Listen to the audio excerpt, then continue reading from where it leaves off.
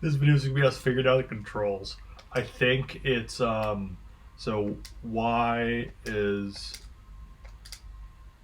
shoot, A is slap shot, and B is wait, are you red or am I, You're red. Oh, I'm red. Okay, I didn't realize that. I am white. Yes. Good job. I'm so proud of you, son. I know my colors. The puck looks like a vinyl record. It does.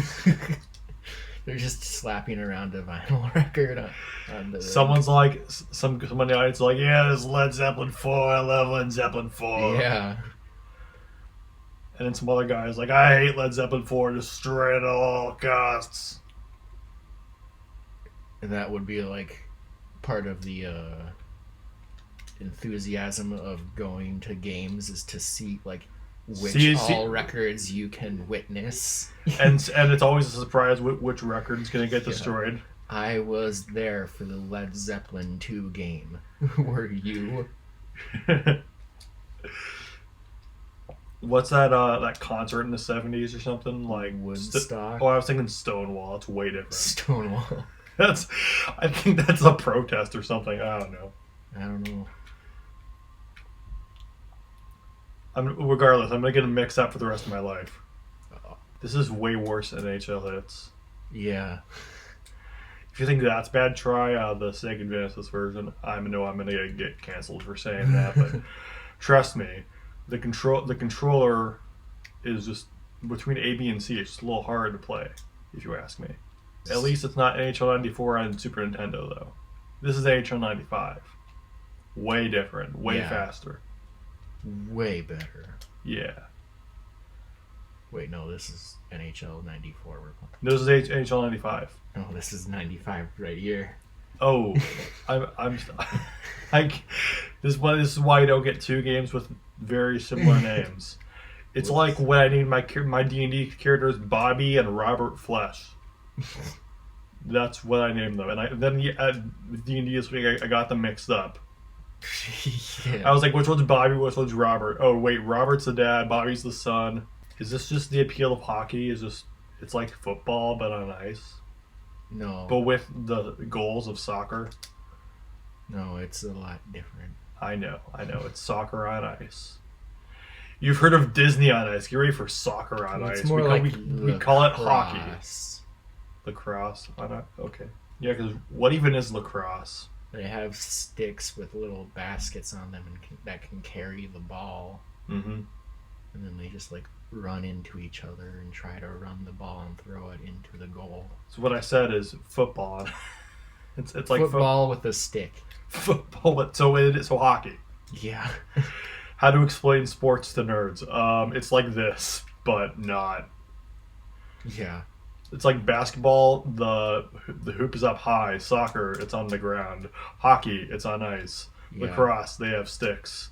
Hockey, they also have sticks. They also have sticks, but it's on ice. It's way different, bro. Trust me. Then you have floor hockey, which is hockey on the floor. Yeah, which is lacrosse, but on the ground. So lacrosse.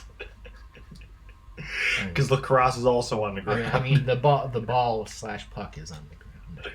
Remember in Blades of Steel how it was just the face-off was at the beginning of the quarter and that was it? Yeah. Or, sorry, beginning of the period. Yeah, there were no penalties and you could literally obliterate opponents into clouds of blood. And you can get into fist fights. Yeah. I think Blades of Steel is better than NHL 94. Come at me. A bunch of 30-something Canadians just show up to my house and they're like, we found you. We found you, eh? And now we're gonna apologize very much for invading your privacy. Create player, of course. Of course, yeah, we're creating a player. What are we naming this guy? Give him a hockey name, like something Russian sounding. Gerbst Yurkovich. Yurkov. Did you think there'd be player creation in the Sega Genesis game? No, I did not. So anyway, as I was saying, and don't press start, because I'm going to read the synopsis for JoJo's Bizarre Adventure Part 10. So JoJo Joestar is a 15-year-old gangster. He is diagnosed with antisocial personality disorder by his school psychotherapist. He does not intend to make friends. His goal is to be incredibly rich by all means. Using his stand in November rain, he can generate raindrops and freely manipulate the water. Then we've got Dragona Joestar, who is JoJo's 18-year-old brother, works with him in the underground drug trade while also working at Eco, a fashion boutique run by Meryl Makey. Dragona is trans, I'm pretty sure. There's a guy named Paco who has a stand called The Hustle.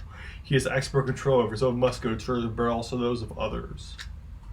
He can bulge and vibrate his muscles along with any of those of anyone he touches, aiding him in both sleight of hand and combat. That's quite the ability. A bit. I can make your muscles bulge and vibrate. And he can also make them smaller, I would assume. Charming Man, that is his legal name, is a 21-year-old resident of Big Island.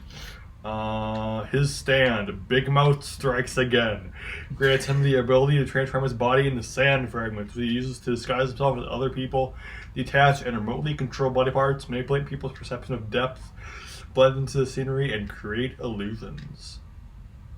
I always want to go back to the original synopsis, which is that JoJo Joestar gets diagnosed with antisocial personality disorder by his school psychologist. Yeah. Well, technically, if we want to go deep into the timeline, the real beginning is that what is his name? George Joestar in the 1800s. He was in a wagon accident, carriage accident because he's rich, and Dario Brando helped him out, and and Dio is his dad. Sorry, Dio is his son, I mean. Oh. And then Dio shows up at age 17 and is like, hey, I'm going to ruin this family's bloodline. Wait. That is the plot of part 1. Oh, and Dio becomes a vampire. Yeah, I know that part, but what's with the inclusion of Dio's father? Well, Dio's father tells him that George owes him a debt. Oh. Because George told him that he owed him a debt. And so Dio is like, I'm gonna collect this debt for myself. Actually, no, Dario died, and Dio was the last one in the family. He was like, I'm gonna ruin this family. Because my dad saved his dad's life. Therefore, I will destroy them all. Literally, yes. There was a company called the Howler Company. There was a character named Lulu, whose stand is called Bag's Groove, a group of microscopic bug-like humanoid creatures that can infect lesions and other symptoms such as rashes, pulmonary edema. I don't know what that is. And tumors upon victims. She believes Haka is her biological father. What? Pulmonary edema is like fluid building up in the lungs or something. And yeah, that sounds about right. It kills you. It's deadly. Oh, this one has this one. Okay, you're gonna love this one. Bobby Jean is an investigative agent for the Howler Company, and his stand Glory Days. He can control the movement and speed. The bullets he shoots with his USP-45 semi-automatic pistol equipped with a silencer. So what does Glory Days do? I just told you. Oh, Glory Days is a gun. Glory Days allows him to control the bullets of coming out of his gun. Oh. Movement and speed. Key West stand, West End Girl, can appear in gaps between objects to obstruct and attack with crushing pressure using its many hands. Who's the author of the manga? Hirohiko Araki. How does he come up with any of this? Probably drugs. Yeah. He's very creative. Anyway, what's the score? Oh, he scored 1 point. Good job. Yes. So anyway, that was JoJo's Bizarre Adventure Part 9. The JoJo Lands. That's the current one. That's the current one. Well, actually, it just ended. Oh. Well, now Part 10 has got to be even more bizarre. Yes. As a matter of fact, I'm going to read about JoJo Part 8. This is just what our video is now. The entire manga is just an arms race of the author with himself for one-upping his bizarreness. Weirdness. Yes. Okay. So JoJo Part 8 is about in September 1890, racing jockeys from across the world flocked to the United States to take part in a steel ball run, a cross-country horse race from San Diego to New York City with a $50 million grand prize. Johnny Joestar, born Jonathan Joestar, not to be confused with Jonathan Joestar from Part 1. This is a reboot. Is a former horse racer from Kentucky who is paralyzed from the waist down. He uses the stand tusk, which allows him to shoot his fingernails as bullets. Ooh, that sounds awful. Yeah. I wonder how do they grow back? I don't know. Maybe he puts them back. I don't know. Maybe he just finds the fingernails and puts them back on his hands. Regardless, disgusting. Thanks, Araki. Yeah. Bravo, Kojima. Gyro Zeppeli, born Julius Caesar Zeppeli, is the disgraced magistrate and executioner from the Kingdom of Naples, who participates in steel ball run to free a boy on death row who he believes has been wrongfully convicted. He's a master of a mystical art called the spin, which channels rotational energy through steel balls to produce all manners of effects. Gyro has an acute knowledge of the human body, which combines with his precision, quick judgment, and knowledge of spin to make him a skilled combatant. Gyro eventually unlocks a stand-like spin technique ball breaker, which allows him to induce senescence in whatever his steel ball hits. What is that? What is senescence? Just like old age kind of senility. An increased death rate. Okay. Oh. That's what it is. Diego Brando, nicknamed Dio, is from the United Kingdom and one of Johnny and Gyro's fiercest rivals. After being transformed into a dinosaur by a stand named Scary Monsters. By a stand named Scary Monsters, he inherits the ability for himself after seizing the Holy Corpse's left eye. So he's just a dinosaur the entire show? I don't know. I haven't read it or seen it. The anime is coming out in this month. Oh, early March. For this part on Netflix. So I guess we'll see if he's a dinosaur. Yeah. He uses scary monsters more directly than his predecessor, often partially turning himself into a dinosaur or using miniature dinosaurs to pursue his targets. Hot Pants is a still...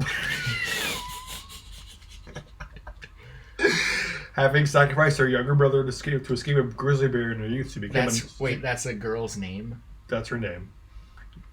Yes. It's the 1800s, what can I say? Hot Pants became a nun to atone for her sins before eventually... Really? Yes. She uses the stand cream starter, which takes the form of a spray bottle that can spray human flesh as a foam-like substance diffused with people's bodies. Okay, that sounds horrible. Yeah, it does. Weka Pippo is a Neapolitan royal guard who was exiled for killing his sister's abusive husband in a duel. He is hired by Funny Valentine alongside Magent to attack Johnny and Gyro. He is not a stand user, but he uses steel balls imbued with the spin. His special technique, referred to as Wrecking Ball, allows him to release smaller spheres when one of his steel balls is blocked or misses, which causes anyone who touches them to become unable to see or feel anything to their left side. Specifically their left side. Wow. Get ready for this one. Mountain Tim. I mean, it's like I wrote it myself. Mountain Tim is a cowboy and bounty hunter. He is a stand user who is able to transport his body through his lasso thanks to his stand, Oh, Lonesome Me. That's the name of the stand, is Oh, Lonesome Me. Works through a lasso. Okay. Poco Loco. His stand user is Hey Ya, which demonstrates the ability to encourage and suggest ideas to him, relying upon his natural luck. What does that mean? He gives himself an idea? Is he his own muse? I'm so He doesn't come up with ideas. He gives them to himself. Oh, no. The stand gives him ideas, I think is what it's trying to say. Sandman, whose real name translates to Sound Man.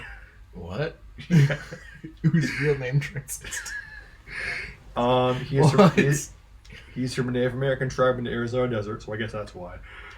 He rules the stand in a silent way, which allows him to create three-dimensional constructs out of sounds and apply their associated effects to whatever they touch.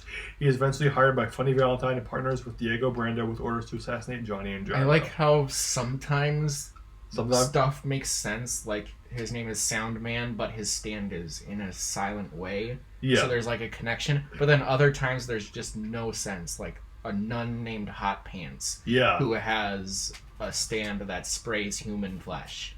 I'm glad you are paying attention because I wasn't. I'm just reading. I'm just the messenger. Funny Valentine is the 23rd pirate president of the United States. The 23rd pirate president. No, sorry, I misspoke. 23rd president of the United States. He used, get ready for this stand name, he used the stand Dirty Deeds Done Dirt Cheap. That's an AC/DC song. Yeah, I know. Which allows him to travel or send things between alternate dimensions when pressed or positioned between two objects, with any counterparts between the same dimension being forced to merge with each other and be destroyed.